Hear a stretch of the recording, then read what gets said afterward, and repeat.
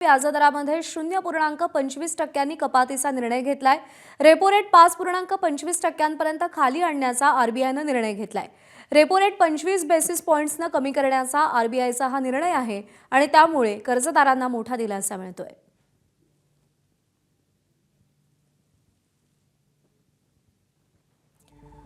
पतधोरण जाहीर करण्यात आलेला आहे आरबीआयचा आणि त्यामध्ये कर्जदारांना दिलासा देणारे हे मोठे निर्णय घेण्यात आलेत।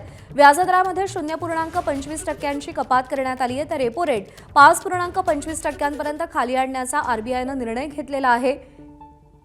एकीकडे डॉलरच्या तुलनेत रुपयाची सुरू असलेली घसरण हे भारताच्या अर्थव्यवस्थेसमोरचे एक मोठं आव्हान आहे, पण या सगळ्या आव्हानांशी लढत असतानाच कर्जदारांना दिलासा देण्याचा आरबीआयचा हा प्रयत्न आपल्याला दिसतोय।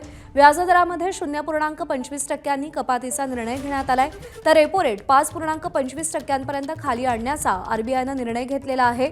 रेपो रेट 25 बेसिस पॉइंट्सने कमी करण्याचा आरबीआयचा निर्णय आहे।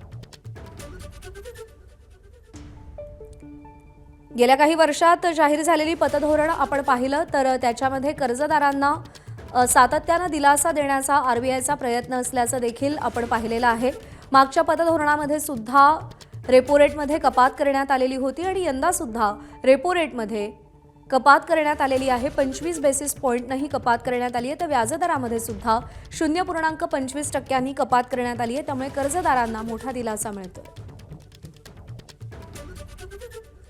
आणि अर्थतज्ञ अच्युत गोडबोले सर सध्या आपल्यासोबत आहेत। सर, एकीकडे रुपयाची घसरण सुरू आहे पण दुसरीकडे आरबीआयचं पतधोरण कर्जदारांना दिलासा देणारं आहे।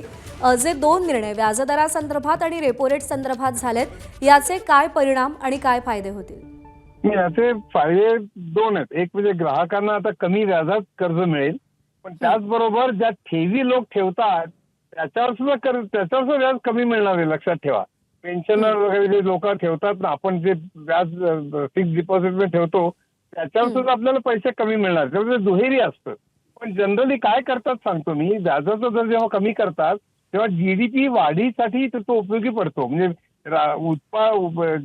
आपल्या राष्ट्राच्या वाढीसाठी उपयोगी पडतो। याचं कारण असं की कमी व्याजदर झाल्यामुळे लोक जास्त खर्च करतात वस्तू आणि जास्त कमी व्याजदर झाल्यामुळे उद्योजक सुद्धा जास्त कर्ज घेऊन उद्योगात गुंतवणूक करतात, त्यामुळे उद्योगांना चालना मिळते आणि एकीकडे खर्च आणि कन्झम्पशन वाढतं।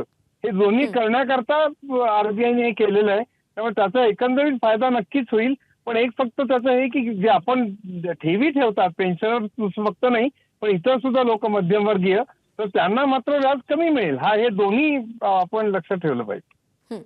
सर, रेपो रेट सुद्धा 5.25%पर्यंत खाली आणण्याचा आरबीआयने निर्णय घेतलाय। 25 बेसिस पॉइंट्सने आरबीआय कमी करणार आहे, त्याचा काय फायदा होईल? नाही, तोच आहे। रेपो रेट कमी करणं आणि व्याजदर कमी करणं एकमेकांशी गुंतलेले असतात।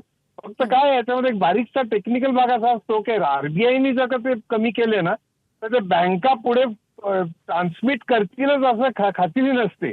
म्हणजे आरबीआयने कमी केले तर बँका पुढे तेवढ्यानीच व्याजदर कमी करतील अशी गॅरंटी नसल्यामुळे काही वेळेला बँका व्याजदर तेवढंच ठेवतात। त्यामुळे तो एक बारीकसा टेक्निकल भाग सोडा, पण जनरली बँका काही काळांनी तर काय होईना ते व्याजदर कमी करतात आणि त्यामुळे हे सगळं मगाशी सांगितलं त्याप्रमाणे ग्राहक जास्त खरेदी करतील आणि उद्योजक जास्त गुंतवतील। त्यामुळे जनरली तुम्ही हे करता, आपल्याला जीडीपी वाढ करायची असेल त्यावेळी तुम्ही व्याजदर कमी करता, पण त्याचा आणखी एक तोटा म्हणजे त्यामुळे इन्फ्लेशन वाढू शकतं, कारण अर्थव्यवस्थेत खेळणारा पैसा वाढतो आणि त्यामुळे इन्फ्लेशन आणि महागाई वाढू शकते। त्याची आपण काळजी घेतली पाहिजे, हा एक भाग आहे त्याचा।